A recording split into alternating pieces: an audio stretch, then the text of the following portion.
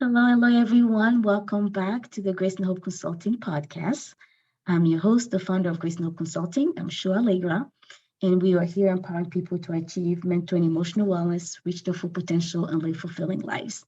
Everything we do here evolves around resilience, and I'm inviting new friends to the table to have this conversation, learn more about who they are, what they do, so that we can also apply their wisdom in our own journeys to resilience. So, welcome, Jerry. Thanks for joining us today. Hi, everybody. Thanks for being here. So, we'll dive right in. If you don't mind just introducing yourself, let us know a little bit about who you are and what you do. Yeah. So I currently split time as a pharmacist and also building up my leadership coaching practice. The origin of that story, basically, initially I was pre-med in college, got a C in organic chemistry, and so quickly realized maybe I'd do something different.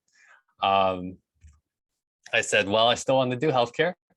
And so I said, well, pharmacy seems like it's doing pretty well. So let me go to pharmacy school, convince pharmacy school I'd make a good pharmacist. And I began working for a chain pharmacy after I graduated. And I lived home in Knoxville with my family.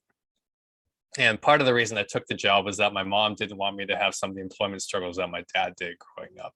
And she just said, work for the stable company for like 20 years and bank away money aggressively, and then one day maybe it'll work out. And so I said, The well, safe landing plan, we call that, right? yeah, the deferred life plane. um, After 5 years, I said, nope, I can't do this anymore. It's just not worth the benefits because that stability also costs something. And people don't realize that, right? Until you're in the middle of it. So I leveraged my connections to get a teaching job through a pharmacy consulting company that I moved to Houston for 12 years ago, and got fired 11 months later. And that was my mistake. It was my doing, just because I wasn't serious about really becoming a credible instructor. And so that was a tough wake-up call, but a very necessary one. And then after that became another wake-up call where I ended up at a House of Cards pharmacy job where 4 of my paychecks bounced filling for crooked doctors.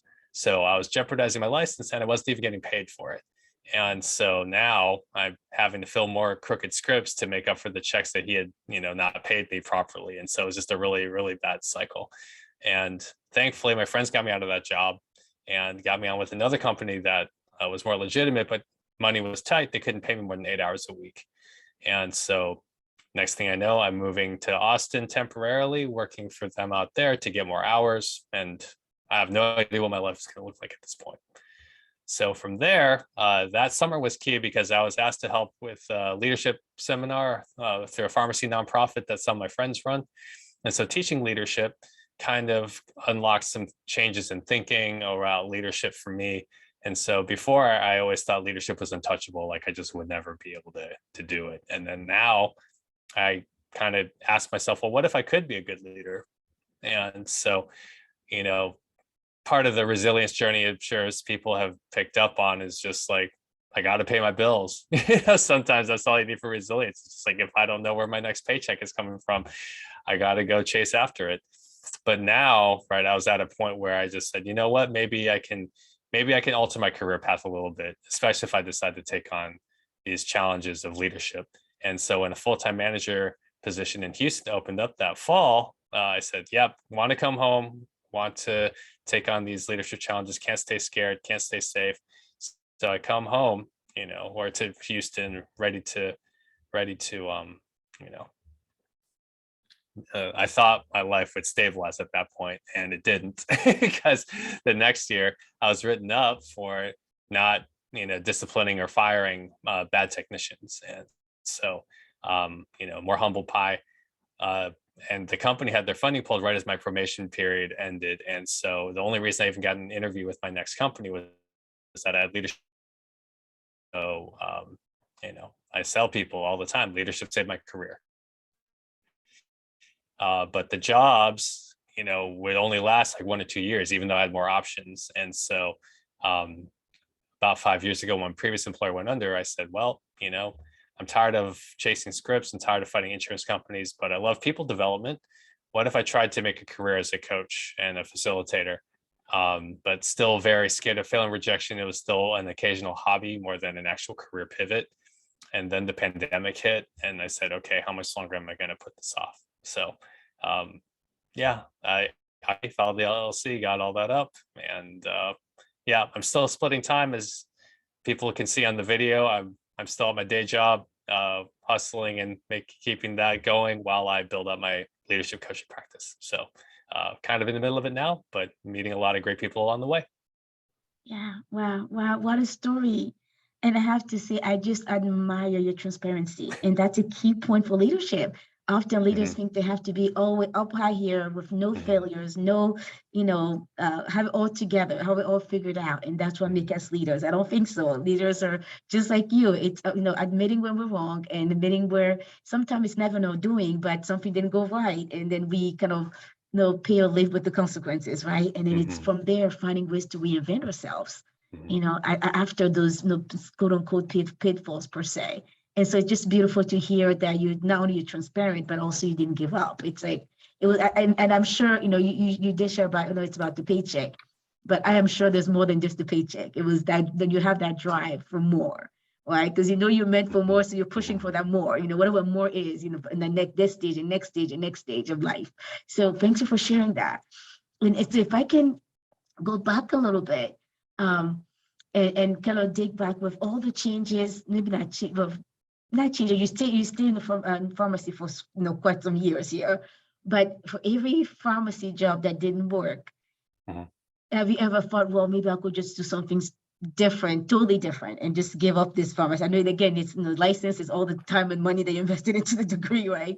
But I just wonder if any other options crossed your mind when you're going through that journey.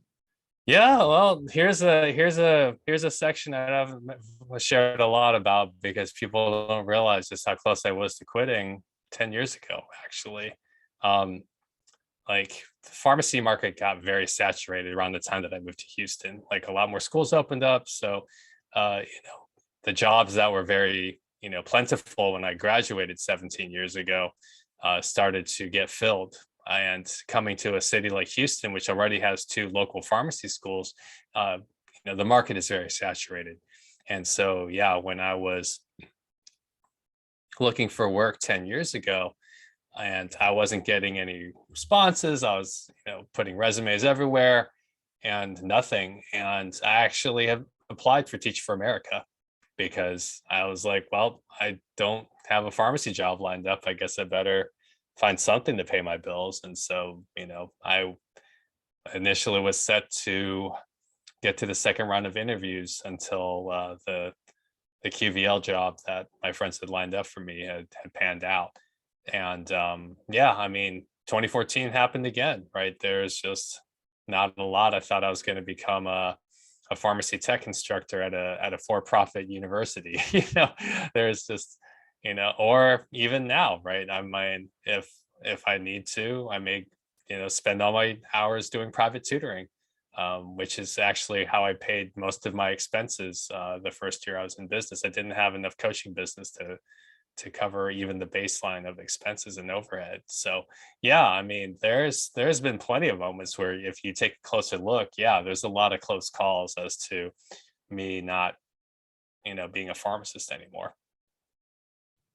Yeah, thanks for sharing that, though. And I find it interesting that when you wanted to quit, that the job you went after was for Teach for America. So back to developing people, right? And so that, again, that passion, that drive is there. And sometimes I find that it's the same passion that we just find multiple facets or ways of fulfilling it. And so it's neat to again hear your journey. And so let's go talk a little more about the coaching business. So you started how many years ago? It's about almost, it'll be 2 years in October. So yeah, it's been about a year and 3 quarters now. Yeah. Okay. And I know what your focus is, but for people listening or watching, what do you focus on in your coaching business? Yeah. The niche I've kind of declared for myself is conflict resolution for Asian American leaders. And the reason for that is that, number one, yeah, it's I have a heart for this, because I know how much I struggled with conflict as an Asian American trying to become an effective leader. And so I'm fairly confident that this is a pain point or, challenge, that however you want to call it. This is something I have a heart for, knowing that, a lot of Asian Americans, when they're out in the workforce for the first time, they realize that, oh, what my parents told me or how my parents handle things isn't working here, right? I have a boss who's very temperamental and doesn't just notice that I'm working hard, right? Like other people are taking credit for my work, or I'm getting passed over for promotions, and I don't know how to bring these things up without seeming disrespectful, because that's how things were in my house. Is if I brought up questions, they Right. saw it as a questioning of authority instead of just a request for clarification. So to give people a shift in how they approach conflict and how they view conflict, and just the fact that conflict can actually be something beneficial if they're willing to see it that way, is something I have a heart for. Yeah, beautifully said. And I'm here saying because I'm originally from Africa, and I totally echo those words you said. Asking for questions for clarification to someone who's older than you is seen as disrespect, right? And not just for clarification, and so you're in trouble for that. And so we learn not to say a word, right? Yeah. And you're right. You come to new culture, it just doesn't work that way. You can't live a fulfilling life with that kind of approach to life. And I also like how you're sharing with the conflict resolution that you coaching that you do. It's not just conflict resolution, if I may, correct me if I'm wrong, but from what I'm hearing is you are doing diversity, equity, and inclusion work and helping people resolve the issues that come from D&I in a way that's that's productive, helpful, and healthy. And so yes, you might call it conflict, but I think I want to just kind of clarify that too for people listening, that it sounds to me very, very clear. You have that clear lens on the diversity side, and although it seems like it's a very, very narrow niche, but it's needed. You get it. You get the people that you're trying to support, and you've been there. And so it's good. It's good to know who else, right, to do this work by someone who's walked that path. Yeah, there's no question there's an overlap, because conflict is everywhere, right? Whether it is broken expectations or, priorities for a business, right? Or like arguments over which revenue stream is the most important one, or do we have to cast off what we currently have in order to find a different one? Or just cultural expectations, right? Of how we are to get to each other, whether it's how we address the elderly, or how we address people of different colors, right? To give people a voice to, when they are in a situation that doesn't sound quite right, and normally their default is to say, well, let me not rock the boat, let me just kind of give them the benefit of the doubt, and to let them realize you can give the benefit of the doubt and you can still speak up. Like there's nothing wrong with that. It took some time. It doesn't have to be this or that. It can be this and that. And that, for sure. Yeah. So sure. It's I can share an example if this hopefully may inspire and encourage people. Please go ahead, do so. So there was an international networking event I went to, around the time of the Asian hate crimes. And so I met an older white gentleman, and he asked me, he goes, these Asian hate crimes, like, have you dealt with anything? Like, is it really that big a deal? And in my mind, I'm sitting there thinking, okay, there is some degree that media is sensationalizing these stories for ratings, because that is a real thing. Because technically, Asian hate crimes have been going on for quite some time now, but for some reason, they're just being played up in the media now. But I also want to maybe stretch him just a little bit, not like I'm trying to show him anything, but I just wanted to see how you'd react to some other information. And so I asked him, I said, well, hey, let me ask you something. Did you know that Houston's Chinatown is built on discrimination? And he goes, what do you mean by that? And I said, well, at some point, the city officials all felt like this was the threat. So they sequester all the Asians in the city, in the southwest part of the city. And then even to add insult to injury, they draw up the district such a way that they can't even vote. Wow. And he goes, oh, that doesn't sound great. I was like, no, it's not. Have I seen any violence or experienced any violence or disparaging remarks? No. And I'm thankful. But there is a greater system of discrimination that is not okay just because people are getting hurt. It's like, oh, wow. It's like, well, hey, look, I'm not here to embarrass you, right? I'm not here to embarrass this guy. I'm not here to show him up or be like, yeah, Jerry, you showed him. It's like, no, I really just want people in my position to be able to speak up like this. Yeah. And to be able to say, hey, you know what? I'm not going to condone these things. Yeah. Yeah. Well, thank you for what you do, honestly. Thank you for what you do. And thank you. Yeah. And it's so, how can people get to work with you? Yeah, sure. The website people can check out is www.adaptingleaders.com.